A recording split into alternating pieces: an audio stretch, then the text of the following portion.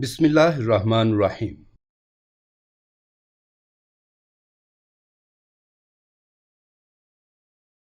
کافی دیر سے میری ماں مجھے تیار کر رہی تھی۔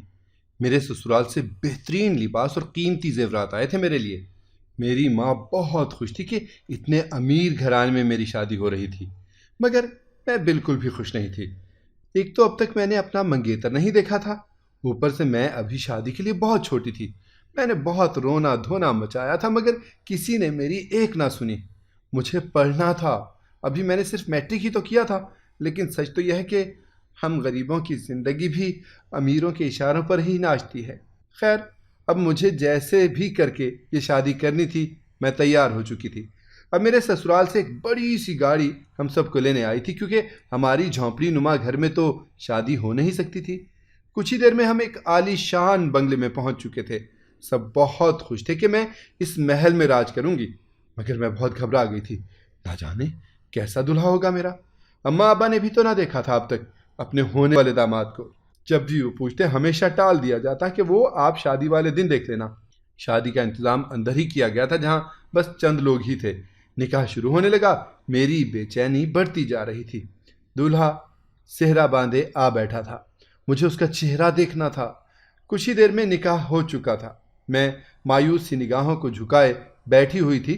جیسے ہی میں نے نگاہیں اٹھائیں تو دیکھا کہ اب میرا دولہا اپنا صحرا اتار کے بیٹھا تھا، اور وہ بہت خوش شکل نوجوان تھا۔ ابا سے گلے ملا تھا، وہ سب اسے مبارکباد دے رہے تھے۔ اب میرے دل کو کافی سکون ملا تھا۔ دولہا نہ صرف خوش شکل تھا بلکہ ادب لحاظ والا بھی تھا۔ مجھے اپنا دولہا بہت پسند آیا تھا۔ اب میرے لبوں پہ مسکراہٹ کھیل رہی تھی۔ اب مجھے ایک دوسری کار میں بٹھا کر رخصت کیا گیا۔ میں تو اسی بنگلے کو اپنا گھر سمجھی تھی، لیکن اب میں کہیں اور جا رہی تھی۔ اماں ابا کو واپس گھر پہنچا دیا گیا تھا۔ مجھے جہاں لایا گیا تھا وہ جگہ شہر سے کافی دور تھی، مگر وہ گھر بھی بہت خوبصورت تھا۔ ایک عورت مجھے کمرے میں بٹھا گئی جو پھولوں سے سجا ہوا تھا۔ اب میں اپنے دولہا کا انتظار کر رہی تھی۔ کچھ ہی دیر میں قدموں کی آہٹ سنائی دی۔ میرا دل اب زوروں سے دھڑکنے لگا تھا۔ جیسے ہی دروازہ کھلا، میں نے چوری سے نگاہیں اٹھا کر دیکھا تو میرے شوہر کے بجائے وہاں ایک بھاری بھرکم انسان کھڑا تھا۔ میں ایک دم سے گھبرا گئی۔ اچانک اس نے میرا دوپٹہ کھینچا تو میں کانپ گئی۔ کون ہو تم؟ یہاں کیوں آئے ہو؟ میں ہمت کر کے چلائی، میں تمہارا شوہر ہوں۔ وہ مسکراتا ہوا میرے قریب آنے لگا۔ میں نے جلدی سے اسے دھکا دیا۔ وہ اس حملے کے لیے تیار نہ تھا، تبھی گرتے گرتے بچا۔ میں بیٹھ کی دوسری جانب کھڑی ہو گئی تھی۔ نکل جاؤ ذلیل انسان، میرا شوہر آتا ہی ہوگا، وہ تمہیں چھوڑے گا نہیں۔ میں ڈر کے مارے کانپ رہی تھی، لیکن ہمت کر کے بولی، بے وقوف لڑکی، میں ہی تمہارا شوہر ہوں۔ تمہارا نکاح میرے ساتھ ہی ہوا تھا، اور وہ جو لڑکا تم نے دیکھا تھا وہ میرا ملازم تھا، جو تمہارے ماں باپ کا منہ بند کرنے کے لیے میں نے وہاں بٹھایا تھا۔ اس کی باتیں میری سمجھ سے باہر تھیں۔ مجھے کچھ سمجھ نہیں آ رہا تھا۔ اب وہ میرے قریب آ چکا تھا اور میرا ہاتھ سختی سے پکڑ لیا تھا۔ اچھے سے سمجھ دو کہ میں ہی تمہارا شوہر ہوں، ورنہ مجھے اور بھی طریقے آتے ہیں سمجھانے کے۔ وہ بھاری بھرکم کالا کلوٹا حبشی جیسا دکھتا تھا، اور وہ تو میرے ابا سے بھی عمر میں بڑا دکھتا تھا۔ بھلا میں یہ کیسے مان سکتی تھی کہ وہ میرا شوہر ہے؟ نہیں، تم جھوٹ بول رہے ہو۔ میرا تو دل بند ہونے والا تھا اس شخص کو اپنے شوہر کے روپ میں دیکھ کر۔ میں نے جلدی سے ٹیبل کی طرف ہاتھ بڑھایا اور وہاں سے گلدان اٹھا لیا اور زور سے اس کے سر پہ دے مارا۔ وہ ایک دم سے بدکار اپنا سر پکڑ لیا۔ اس کے سر سے خون کا فوارہ پھوٹا تھا۔ بدذات، دیکھ لوں گا میں تجھے، اب تو سڑتی رہے گی اسی کمرے میں۔ وہ اپنا سر پکڑے ہوئے کمرے سے چلا گیا اور دروازے کو باہر سے تالا لگا دیا۔ میں زمین پر بیٹھ کر پھوٹ پھوٹ کر رونے لگی۔ یہ سب کیا ہو گیا تھا میرے ساتھ؟ میں اتنی سی عمر میں اس شخص کے جال میں پھنس چکی تھی، اور میرے والدین خوش تھے کہ ان کی بیٹی محلوں میں راج کرے گی۔ میں گھٹنوں میں سر دیے رونے لگی۔ آج سے چند ماہ پہلے ہمارے حالات بہت خراب تھے۔ ہم بہت ضرورت مند تھے۔ ابا کو کبھی کوئی مزدوری مل جاتی تو ہم کھانا کھا لیتے، ورنہ بھوکے ہی سونا پڑتا۔ لیکن پھر ایک دن ایک نیک دل انسان اچانک ہمارے گھر آیا۔ اس کی کار خراب ہوئی تھی۔ ہمارے گھر کے سامنے اسے پانی چاہیے تھا۔ اس نے اماں سے کہا، بہن پانی تو دے دیں، میری گاڑی گرم ہو گئی ہے۔ اماں جو ایک اجنبی کو دروازے پہ دیکھ کر حیران تھی، اب جلدی سے اندر آئی تھی اور مجھے کہا کہ ثانی، ذرا اس بندے کو پانی تو دے آؤ۔ میں پانی بھرنے لگی، جبکہ میرا چھوٹا بھائی مسلسل روئے جا رہا تھا۔ میں نے جلدی سے پانی بھر کر بوتل اس اجنبی انسان کو تھما دی تو وہ پوچھنے لگا، یہ بچہ کیوں رو رہا ہے؟ وہ عجیب نظروں سے مجھے دیکھے جا رہا تھا۔ وہ اس لیے کہ اسے بھوک لگی ہے، اس نے 2 دن سے کچھ نہیں کھایا۔ میں نے سادگی سے بتا دیا تو وہ حیران ہوا۔ کیوں نہیں کھایا؟ وہ حیرت سے پوچھ رہا تھا۔ چاچا، ہم غریبوں کو 2-3 دن کے بعد ہی کھانا نصیب ہوتا ہے، امیروں کی طرح دن میں 4 بار نہیں کھاتے۔ یہ کہہ کر میں نے پردہ گرا دیا۔ دروازے کے نام پہ ایک پردہ ہی تھا ہمارا۔ میرے اندر آنے پر اماں مجھے ڈانٹنے لگی۔ پاگل لڑکی، کیا اجنبی لوگوں کو غربت کے دکھڑے سنا رہی تھی؟ اور یہ جو اجنبی لوگ ہمارے گھر کی حالت دیکھ کر انجان بن کے پوچھتے ہیں کہ بچے نے کھانا کیوں نہیں کھایا؟ میں نے اس آدمی کی نقل اتاری تو اماں نے اپنی چپل میری طرف پھینکی، جسے میں نے بڑے آرام سے کیچ کر لیا۔ لیکن شام کو میری حیرت کی انتہا نہ رہی جب وہی اجنبی انسان ہمارے گھر ڈھیر سارا کھانے پینے کا سامان اور راشن بھر کے لایا تھا۔ اس نے اپنے ملازم سے سارا سامان اندر رکھوا دیا اور کہا کہ وہ کل پھر آئے گا۔ ہم سب منہ کھولے یہ تماشا دیکھ رہے تھے اور وہ آندھی کی طرح آیا اور طوفان کی طرح چلتا بنا۔ اس کے جاتے ہی ہم سب کھانے کے سامان پہ ٹوٹ پڑے تھے، جہاں پھل، سموسے، پکوڑے، برگر اور سبزی، دالیں، گھی، چینی، چائے کی پتی، دودھ کے پیکٹ، سب کچھ تھا۔ کچھ ایسی چیزیں بھی تھیں جو آج تک ہم نے کھائیں تو کیا دیکھی بھی نہیں تھیں۔ ہم سب بہت خوش تھے۔ ابا گھر آئے تو پریشان تھے، آج ان کی دہاڑی نہ لگی تھی، مگر ہمیں خوشی سے کھاتے پیتے دیکھ کر وہ حیران رہ گئے۔ میں نے ان کو سب بتایا تو وہ اللہ تعالیٰ کا شکر بجا لائے، ورنہ آج بھی ان کے بچوں کو بھوکا سونا پڑتا۔ پھر کچھ دن بعد اسی انسان نے ابا کو ایک کھوکھا لگوا کر دیا اور اس میں ڈھیر سارا سامان بھی ڈلوا دیا۔ یہ لیجئے شرفو بھائی، آج سے یہ آپ کی روٹی روزی کا ذریعہ بنے گا، اور جب بھی کسی چیز کی ضرورت ہو مجھے اس نمبر پہ فون کر دینا۔ ابا حیرت میں تھے کہ ایک انجان آدمی کیسے کسی غریب کی مدد کر سکتا ہے، یہاں تو اپنے بھی نہیں پوچھتے۔ لیکن یہ سوچ کر خاموش ہو گئے تھے کہ اچھائی اب بھی باقی ہے اس دنیا میں۔ جیسے جیسے دن گزر رہے تھے ابا کی دکان چلتی جاتی تھی۔ اب تو سارے آس پاس کے لوگ اسی دکان سے چیزیں لیا کرتے تھے، ہماری اچھی آمدنی ہوتی تھی۔ اب میں بھی سکون سے پڑھ لیا کرتی تھی، ورنہ بھوکے پیٹ کچھ پڑھا نہیں جاتا تھا۔ لیکن چند ماہ کے بعد ہی وہ آدمی جس کا نام نعیم الدین تھا ابا کے پاس آیا اور بولا کہ میرے مالک نے تمہاری بیٹی ثانیہ کا رشتہ مانگا ہے اپنے بیٹے کے لیے۔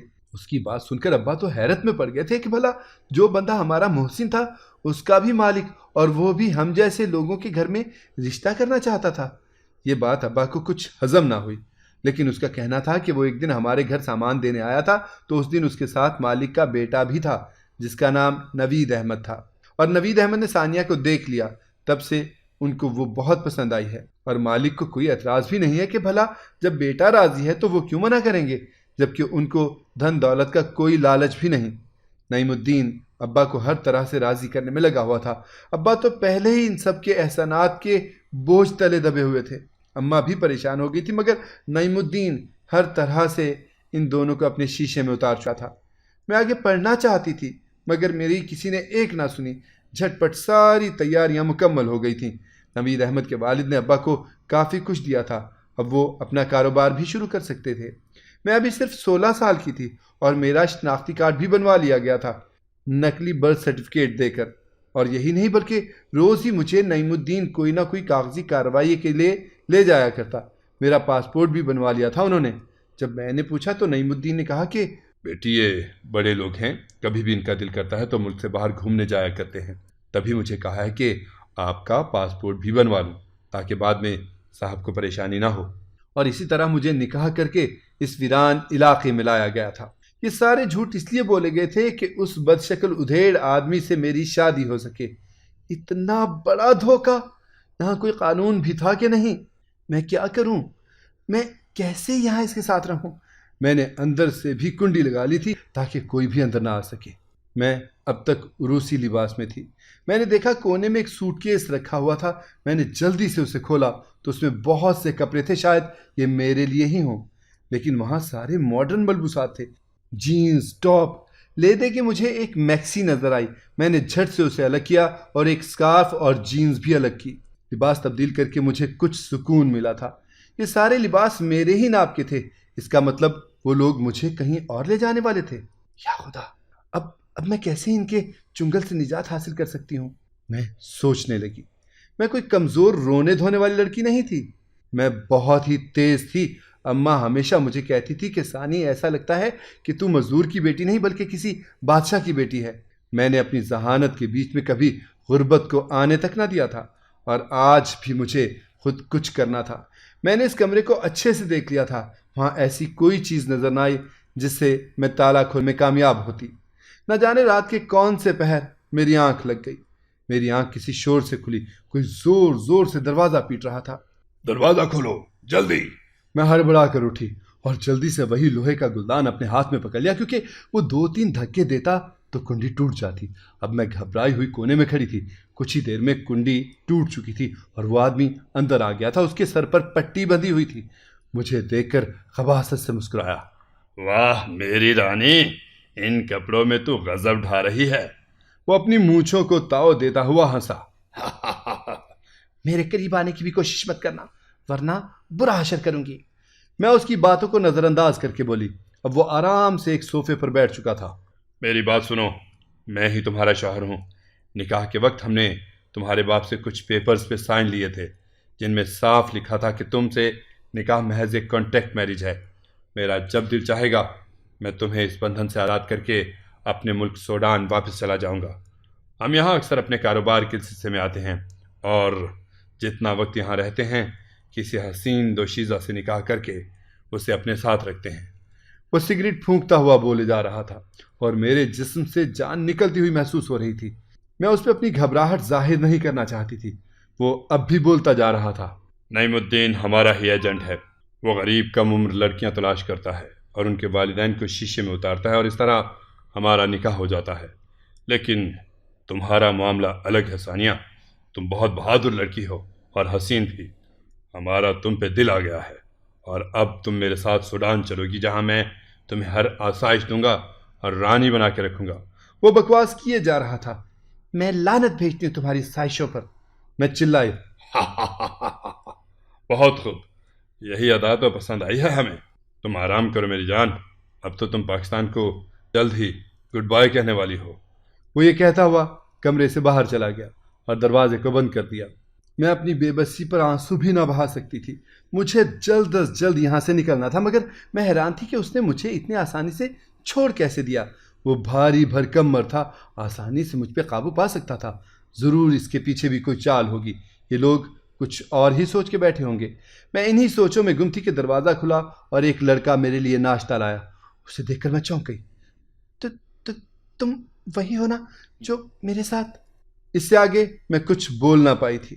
اس لڑکے نے ناشتے کے ساتھ ایک چٹھی میری طرف بڑھائی۔ وہ سخت گھبرایا ہوا تھا۔ میں نے جلدی سے وہ چٹھی پکڑ کر اپنی مٹھی میں سختی سے چھپا لی۔ اس کے جاتے ہی میں نے چٹھی پڑھنی شروع کی۔ اس میں لکھا تھا کہ یہ لوگ مجھے دبئی لے جا کر بیچنے کا پلان بنا رہے ہیں۔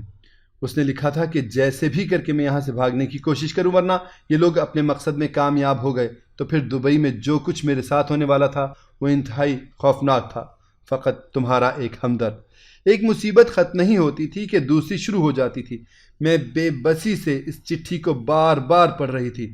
میں نے اس کے پرزے کر کے ڈسٹ بن میں ڈال دیا تاکہ کسی کو شک نہ ہو۔ اللہ جانے یہ لڑکا میری مدد کرنا چاہتا تھا یا یہ بھی ایک چال کا حصہ تھا۔ نعیم الدین کی حقیقت کھلنے کے بعد اب مجھے کسی پر بھروسہ نہیں رہا تھا۔ میں نے ناشتہ کرنا شروع کیا کیونکہ خالی پیٹ میں کمزور نہیں پڑنا چاہتی تھی۔ رات کو وہی لڑکا کھانا لایا تھا اور اس نے ایک چابی میرے ہاتھ میں دی تھی۔ ثانیہ، جتنی جلدی ہو سکے نکلنے کی کرو، یہ کہتا ہوا وہ جلدی سے باہر چلا گیا۔ مجھے اب چابی مل چکی تھی، میں یہاں سے نکل سکتی تھی، مگر باہر بھی تو پہرا ہوگا۔ یہ سوچ کر میرا سر دکھنے لگا تھا۔ میں نے رات کو دیر سے نکلنے کا منصوبہ بنا لیا، شاید باہر وہ لڑکا بھی میری مدد کو آ جائے۔ میں اب انتظار میں تھی کہ سب لوگ سو جائیں۔ رات کے 3 بجے میں نے وہ چابی اٹھائی اور لاک میں گھمائی۔ یہ اندر اور باہر دونوں طرف سے کھلنے والا لاک تھا۔ چابی گھماتے ہی لاک کھل چکا تھا۔ میں نے ہلکا سا سر نکال کے دیکھا، وہاں کوئی نظر نہ آیا تھا۔ میں دبے پاؤں نکلی۔ راہداری سے گزرتے ہوئے میں نے اپنے شوہر کی آواز سنی جو کسی سے فون پہ باتیں کر رہا تھا۔ وہ ڈرائنگ روم میں تھا، میری طرف اس کی پیٹھ تھی۔ جی شیخ صاحب بے فکر رہیں، آپ دیکھیں گے تو خوش ہو جائیں گے۔ بہت ہی کم عمر اور تیز ترار لڑکی ہے، صرف آپ کے لیے میں نے اسے چھوا تک نہیں ہے۔ مگر اس بار میں منہ مانگی قیمت لوں گا۔ اس کی باتوں نے میرا دل دہلا دیا تھا۔ اس سے پہلے کہ وہ چوکنا ہو جاتا میں باہر کی طرف بھاگی۔ مین ڈور کھلا ہوا تھا۔ میں جلدی سے بھاگتی ہوئی گیٹ کی طرف جانے لگی۔ اے رکو، کہاں جا رہی ہو؟ اچانک پیچھے سے آواز آئی۔ میں نے اور زور سے بھاگنا شروع کیا۔ پیچھے مڑ کے دیکھا تک نہیں تھا۔ جتنی جلدی ہو سکتا میں وہاں سے دور جانا چاہتی تھی، لیکن اچانک میرے سر میں کسی نے زور سے وار کیا اور مجھے کچھ ہوش نہ رہا۔ درد سے میرا سر پھٹا جا رہا تھا۔ میں گر چکی تھی اور سر میں درد سے ٹیسیں اٹھ رہی تھیں۔ جس نے مجھ پہ وار کیا تھا وہ اب گھبرا کے چلا رہا تھا، صاحب جی یہ لڑکی مر چکی ہے۔ وہاں عجیب سی بھگدڑ مچ چکی تھی۔ میں ہوش میں تھی، لیکن میں جان بوجھ کر بے ہوشی کا ناٹک کر رہی تھی۔ اب نوید احمد کی آواز بھی آنے لگی تھی۔ یہ تم لوگوں نے کیا کر دیا؟ میرا لاکھوں کا نقصان کروا دیا۔ وہ ان سب پر چلا رہا تھا۔ لیکن سرکار یہ بھاگ رہی تھی، اس لیے میں نے ہلکا سے اس کے سر پہ وار کیا تھا۔ وہ چوکیدار سخت گھبرایا ہوا تھا۔ ارے اب جلدی کرو، اس لاش سے جان چھڑواؤ ورنہ یہ بھی گلے پڑ جائے گی۔ نوید احمد بکتا جھکتا اندر کی طرف جانے لگا۔ وہ کسی کو کال ملا رہا تھا۔ میرے اندر ایک امید کی کرن جاگی تھی، اب یہ لوگ مجھے کہیں پھینک دیں گے اور میں نکل جاؤں گی، مگر یہ میری بھول تھی۔ وہ چوکیدار کسی کو بلا رہا تھا۔ شبیر جلدی سے قبر کھودو، لاش کو ٹھکانے لگانا ہے۔ اس کی بات سن کر میری تو جان ہی نکل چکی تھی، یعنی وہ مجھے زندہ دفنانے والے تھے۔ لیکن میں اب بھی ناٹک کرتی رہی۔ اگر ان لوگوں کو علم ہو جاتا کہ میں زندہ ہوں تو یہ مجھے کسی شیخ کے ہاتھوں میں سونپ دیتے، اور یہ مجھے گوارا نہ تھا۔ کچھ ہی دیر میں مجھے ایک گڑھے میں ڈالا گیا اور میرے اوپر مٹی ڈالنے لگے۔ میرا دم گھٹ رہا تھا۔ مجھے کچھ سمجھ نہیں آ رہی تھی کہ کیا کروں۔ کچھ ہی پل میں میری دنیا ختم ہونے والی تھی۔ موت میرے سامنے کھڑی مسکرا رہی تھی۔ میں ہوش و خرد سے بیگانہ ہو چکی تھی۔ ثانی آنکھیں کھول میری بچی۔ کوئی مجھے زور زور سے جھنجھوڑ رہا تھا، مگر یہ آواز تو میری ماں کی تھی، لیکن میں تو مر چکی تھی۔ مجھے سب یاد آنے لگا۔ مجھے دفنایا گیا تھا، اب اماں کی آواز کہاں سے آ رہی تھی؟ میں نے پوری کوشش کی اور اچانک سے میری آنکھیں کھل گئیں۔ میں نے ایک گہرا سانس لیا۔ میں قبر میں نہیں تھی، بلکہ ایک ہاسپٹل کے بستر پہ تھی، جہاں اماں، ابا اور ایک پولیس والا اور کچھ ڈاکٹر کھڑے تھے۔ میں زندہ ہوں؟ میں نے پوچھا تو سب ہنس دیے۔ میں حیرت سے سب کو دیکھنے لگی۔ وہاں وہ لڑکا بھی تھا جس نے میری مدد کی تھی۔ اب میں بالکل ٹھیک تھی۔ میں اپنے گھر واپس آ چکی تھی۔ پولیس نے بتایا تھا کہ وہ کب سے اس گروہ کی تلاش میں تھا جو لڑکیاں سمگل کرتے ہیں، اور اس کے لیے انہوں نے ایک SHO کو ٹرین کر کے بھیجا تھا تاکہ وہ ان کے گروہ میں شامل ہو کر ثبوت جمع کرے۔ وہی لڑکا جس نے میری مدد کی تھی وہ SHO شبیر حسین تھا، اور اسی کو میں نے اپنا دلہا سمجھا تھا۔ اسے جیسے ہی علم ہوا کہ وہ مجھے دفنا رہے ہیں، اس نے پولیس کو اطلاع کر دی اور وہ سب جلد ہی پہنچ گئے، اور تقریباً 20 منٹ کے بعد مجھے اس قبر سے نکالا گیا، ورنہ اب تک میں واقعی مر چکی ہوتی۔ میں جتنا شکر ادا کرتی کم تھا۔ وہ سارا گروہ پکڑا گیا تھا، نعیم الدین سمیت۔ میں خوش تھی کہ اب کوئی غریب لڑکی ان لوگوں کا شکار نہیں بنے گی۔ میرا نکاح ختم ہو چکا تھا۔ ویسے بھی میں 18 برس کی نہیں ہوئی تھی، لیکن میری حیرت کی انتہا نہ رہی جب 1 ماہ کے بعد شبیر حسین اپنے والدین کو لایا میرے رشتے کی بات کرنے۔ شبیر نے بتایا کہ وہ مجھے اسی دن سے پسند کرنے لگا تھا جب پہلی بار دیکھا تھا دلہن بنے ہوئے، اور وہ میری ذہانت اور بہادری سے بھی خوب متاثر ہوا تھا۔ ایک پولیس آفیسر کی بیوی کو اتنا ہی بہادر ہونا چاہیے۔ وہ میری طرف دیکھ رہا تھا اور میں نے شرما کے پلکیں جھکا لی تھی۔ میں نے سوچا بھی نہ تھا کہ اتنا خوبرو نوجوان میرا شوہر بنے گا۔ میں بہت خوش تھی۔ اب ہمیں انتظار کرنا تھا۔ 3 سال بعد ہماری شادی ہونی تھی اور ہم دونوں کو ایک حسین سفر شروع کرنا تھا۔ اگر آپ کو ہماری کہانی پسند آئی ہے تو اسے لائک کریں، شیئر کریں اور ہمارے چینل کو سبسکرائب کریں۔ اگلی کہانی تک کے لیے اجازت دیجیے۔ اللہ حافظ۔